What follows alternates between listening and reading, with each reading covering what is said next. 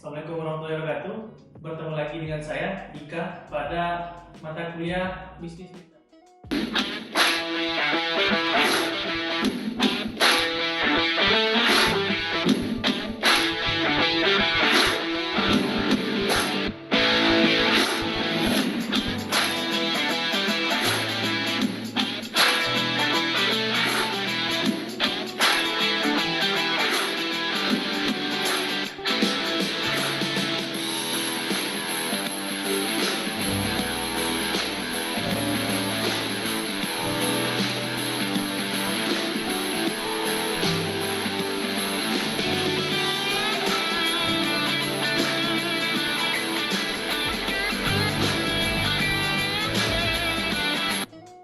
Kita akan mendiskusikan topik mengenai penetapan harga atau pricing. Nah, apa saja yang harus kita pahami dalam penetapan harga? Tentu faktor yang mendorong perlunya penetapan harga itu sendiri, kemudian selanjutnya faktor-faktor yang menentukan penetapan harga. Setelah itu metode atau strategi yang dapat digunakan oleh bisnis retail untuk menetapkan harga, dan terakhir berbagai model serta cara yang dapat digunakan oleh bisnis retail itu sendiri. Nah, pertama kita masuk ke dalam alasan pentingnya kenapa retail atau bisnis retail menetapkan harga yang tepat bagi produk-produk yang mereka ecer atau mereka jual. Nah, dasar utamanya sebenarnya adalah pada pelanggan. Kenapa? Pelanggan memiliki alternatif pilihan yang banyak untuk produk. Apalagi pada bisnis retail yang kebanyakan itu menjual produk yang berasal dari perusahaan lain atau mereka hanya sekedar menjadi distributor untuk produk tersebut. Tentu pelanggan memiliki banyak pilihan untuk membeli produk tersebut, khususnya tempat berbelanja. Kemudian alternatifnya yang banyak. Selain tempat belanja, produk itu sendiri juga banyak pilihan. Ada produk substitusinya atau bahkan produk pelengkap dan seterusnya. Kemudian pelanggan itu juga memiliki informasi yang lengkap dan baik terkait produk yang ingin mereka beli, sehingga hal ini mendorong pentingnya penetapan harga. Kemudian tentunya pelanggan itu juga mencari manfaat yang terbaik dari setiap produk yang ingin mereka beli. Jadi ketika mereka membeli satu produk, tentu mereka tidak ingin merasa dirugikan dengan produk tersebut dan berusaha mendapatkan produk yang terbaik, sehingga mereka akan membanding-bandingkan setiap produk yang akan mereka beli. Nah, di sini pelanggan itu atau konsumen akan membandingkan benefit atau manfaat yang mereka dapat dengan harga yang mereka bayar untuk produk tersebut.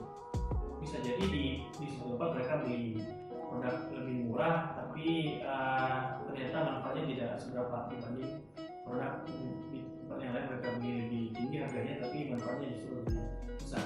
Nah, sisi pelanggan ini sangat sensitif dan perlu dipahami oleh retail sehingga dapat merancang harga yang dapat menarik pelanggan untuk berbelanja di tempat mereka. Nah, sehingga pengecer itu dapat meningkatkan nilai yang dari barang yang mereka jual dengan mendorong penjualan, misalnya dengan meningkatkan benefit itu tadi atau dengan menurunkan harga yang mereka tetapkan. Bisa saja kita misalnya berbelanja di suatu swalayan besar menemukan harga produk tertentu lebih rendah dibanding di swalayan besar lainnya. Nah, itu sebenarnya adalah pertimbangan dari si pebisnis untuk menarik konsumen dari sisi harga agar berbelanja di tempat mereka. Nah, itu adalah motif pentingnya penetapan harga bagi bisnis retail. Selanjutnya yang perlu dipahami adalah faktor-faktor yang harus dipertimbangkan dalam penentuan harga barang yang di retail atau yang di ecer. Nah, yang harus dipahami adalah ada 4. Yang pertama itu sensitivitas harga. Nah, sensitivitas harga itu menentukan keputusan pembelian konsumen. Ada orang yang sensitif dengan harga, perbedaan sekian rupiah menjadi signifikan bagi mereka sehingga membuat mereka tidak mau membeli produk tersebut, atau sebaliknya. Yang kedua adalah kompetisi. kompetisi perlu dipertimbangkan dalam menetapkan harga. Kenapa? Bisa jadi harga yang ditetapkan menurut kita efisien atau menurut si pebisnis efisien, namun jika dibandingkan dengan pesaing, ternyata pesaing itu memiliki harga untuk produk yang sama yang lebih rendah dibanding kita, sehingga jika kita menjual harga yang lebih tinggi dari mereka, tentu tidak akan menarik pelanggan untuk berbelanja di tempat bisnis kita. Yang ketiga, pertimbangan yang perlu diperhatikan juga dalam menentukan harga retail atau pricing ini ya, adalah biaya. Nah, setiap biaya tentu harus di cover di dalam harga, karena untuk dapat menjual suatu produk akan muncul berbagai biaya misalnya saja dari biaya modal untuk barang itu sendiri sampai biaya distribusi, biaya penjualannya dan seterusnya, dan banyak lagi biaya lainnya yang harus dipertimbangkan, sehingga pada harga tertentu kita tidak bisa menjual produk tersebut karena mempertimbangkan biaya. Yang keempat, kita juga harus memperhatikan peraturan perundang-undangan maupun peraturan daerah dan peraturan hukum yang berlaku di tempat bisnis kita beroperasi.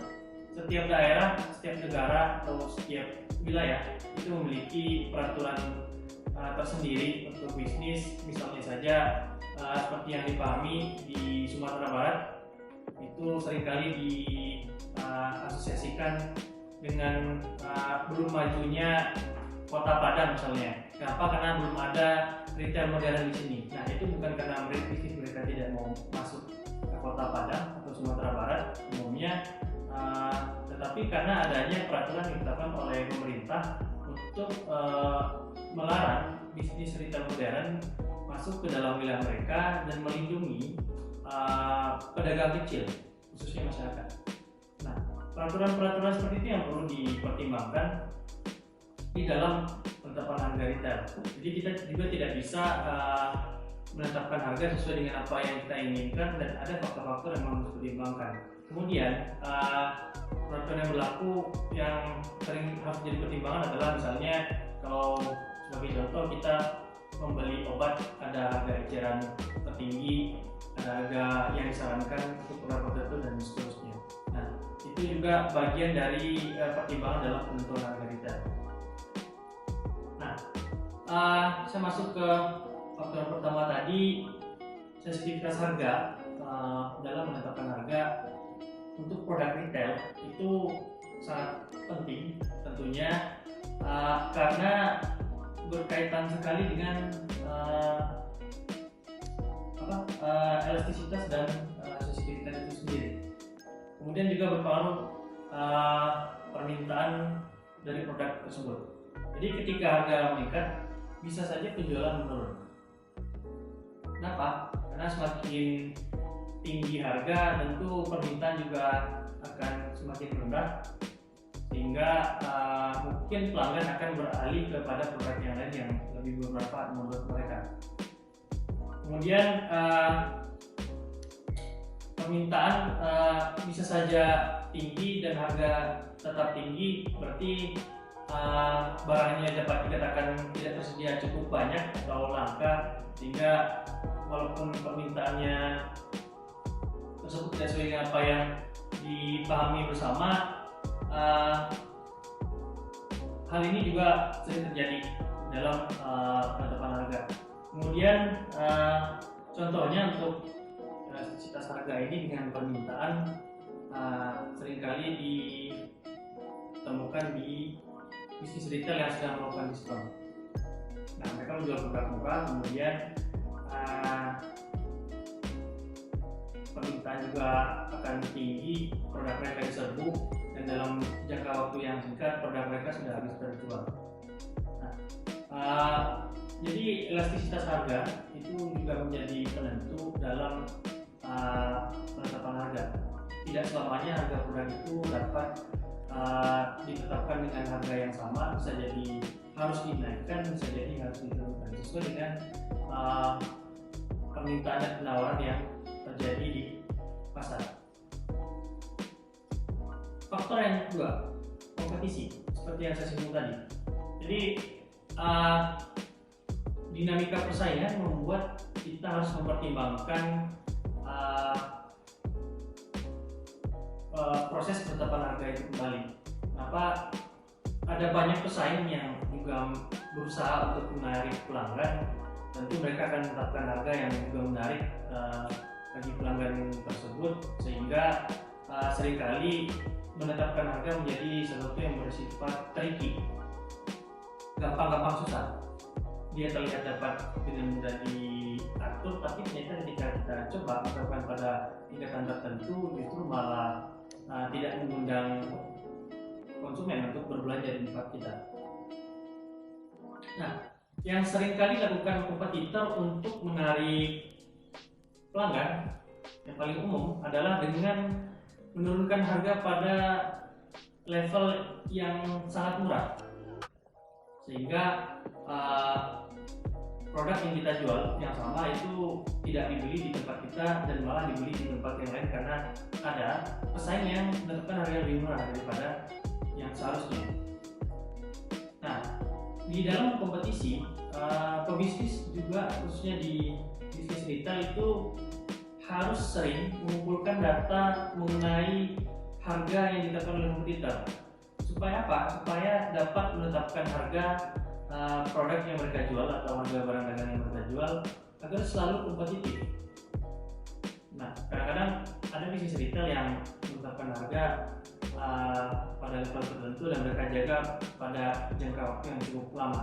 Nah, itu cukup riskan dalam sisi persaingan. Kenapa? Karena pesaing itu mereka selalu memaintain harga mereka dan selalu berusaha untuk mengumpulkan data harga penjualan produk tertentu di pesaing-pesaing mereka, sehingga agar dapat tetap kompetitif, si pebisnis juga harus selalu mengamati hal tersebut. Nah, tapi bukan berarti kompetisi harga tadi yang saya contohkan itu tidak dapat dihambat atau diturunkan dari kompetisinya. Ada beberapa cara yang dapat dilakukan oleh pebisnis. Yang pertama itu misalnya dengan mengembangkan lini merek tersendiri atau merek private. Itu misalnya sebagai contoh kita menemukan di berbagai convenience store maupun solar-solar besar produk-produk yang mereka labeli dengan merek mereka sendiri. Contoh kalau Anda semua pernah belanja di salah satu convenience store terkemuka di Indonesia seperti Indomaret, itu kita akan sering menemukan produk makanan ringan yang di package atau dibungkus dengan dari packaging dari mereka dengan menggunakan merek mereka sendiri. Misalnya ada untuk produk makanan yang menggunakan merek Indomaret, misalnya snack kacang dan makanan ringan lainnya. Kemudian juga ada pakaian sehari-hari yang perlu, misalnya seperti sandal jepit itu sering ditemukan juga dengan merek Indomaret dan mereka jual supaya apa? Yaitu supaya untuk menurunkan fungsi harga. Jadi dengan mereka jual produk yang mereka labeli dengan merek mereka sendiri, tentu akan menimbulkan keunikan tersendiri dan ciri khas tersendiri bagi mereka, dan tidak ada standar harga yang tetap untuk produk tersebut karena mereka yang membuat produk itu sendiri dengan label mereka. Kemudian apalagi cara menentukan kompetisi yang paling umum digunakan itu adalah dengan bernegosiasi atau membuat kesepakatan dengan berbagai merek produk terkemuka untuk memperoleh hak distribusi eksklusif. Nah, itu salah satu cara juga yang dilakukan oleh bisnis retail untuk dapat menurunkan kompetisi harga. Hak distribusi eksklusif misalnya untuk produk-produk tertentu. Jika kita belanja di department store seperti Matahari ataupun Ramayana, itu kita akan menemukan produk-produk yang memang hanya khusus dijual di tempat mereka. Ada produk pakaian, produk kosmetik, dan seterusnya. Kemudian cara berikutnya adalah dengan memiliki vendor atau pemasok yang memang bersifat unik bagi kita dan tidak dapat diperoleh oleh kompetitor. Jadi jika kita memiliki pemasok yang cukup unik produknya, tentu akan menjadi pendorong tersendiri untuk orang berbelanja di tempat bisnis yang kita operasikan. Faktor yang keempat yang saya jelaskan tadi juga yang perlu dipertimbangkan dalam menentukan harga adalah peraturan yang berlaku. Peraturan yang berlaku menjadi konsideran utama atau pertimbangan utama. Kenapa? Karena ini jika kita tidak memenuhi peraturan tersebut, tentu akhirnya akan berurusan dengan hukum dan melibatkan proses yang cukup panjang dan menyita waktu serta tenaga dari bisnis itu sendiri. Nah, apa yang perlu diperhatikan, misalnya kebijakan anti monopoli misalnya, itu juga perlu diperhatikan. Tidak diizinkan kita terlalu mendominasi pasar atau bahkan menjadi pemain tunggal di pasar. Nah, terus bisnis retail tentu ini di dalam peraturan perundang-undangan juga sangat diatur. Misalnya saja saya jelaskan di Sumatera Barat terdapat convenience store modern yang tidak diizinkan masuk untuk melindungi pedagang-pedagang kecil di daerah tertentu. Kemudian dalam peraturan berlaku kadang juga dibahas mengenai harga yang bersifat predator yang merusak harga pasaran, itu kadang-kadang juga diatur dalam berbagai peraturan, baik peraturan pemerintah maupun peraturan asosiasi. Disitulah asosiasi berperan untuk menjaga kestabilan harga untuk produk tertentu sehingga tidak banyak bisnis itu yang bermain di level harga yang tidak masuk akal. Kemudian apalagi peraturan yang berlaku, misalnya saja tadi saya sudah singgung juga, itu mengenai penentuan harga eceran tertinggi atau harga yang disarankan, itu menjadi esensial karena ada lembaga atau pihak khusus yang menentukan hal tersebut dan tidak dapat dilanggar sama sekali, seperti harga obat karena berkaitan dengan hajat hidup orang banyak, itu perlu diatur kalau di Indonesia khususnya. Kemudian di peraturan yang berlaku yang sering dipertimbangkan itu adalah pengaturan harga secara bertingkat. Itu juga ada yang diizinkan pada daerah tertentu, ada juga yang tidak. Jadi produk tertentu bisa saja memiliki harga yang sama atau harga yang berbeda. Dan kemudian juga kewajiban retail itu untuk merilis harga yang mereka jual untuk produk-produk mereka sehingga memberikan kepastian kepada pelanggan. Nah, itu juga menjadi pertimbangan dalam menetapkan harga atau pricing di bisnis retail. Nah, selanjutnya yang keempat adalah biaya atau cost yang menjadi pertimbangan. Di setiap biaya yang timbul dari proses pengelolaan retail sampai produk tersebut terjual, bahkan mungkin ada layanan pernah jual, tentu harus di cover dalam produk yang kita jual sehingga tidak merugikan perusahaan. Terdapat banyak biaya yang harus dipertimbangkan, bisa jadi tetap ada gaji karyawan, kemudian sewa gedung dan seterusnya.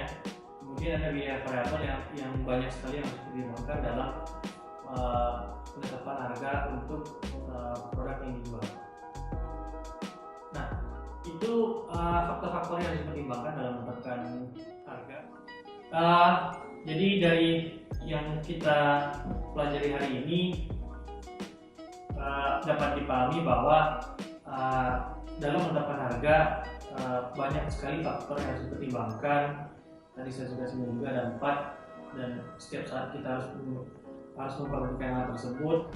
Semoga apa yang disampaikan dapat memberikan wawasan bagi Anda semuanya sehingga dapat memahami materi-materi lanjutan dari perkuliahan ini.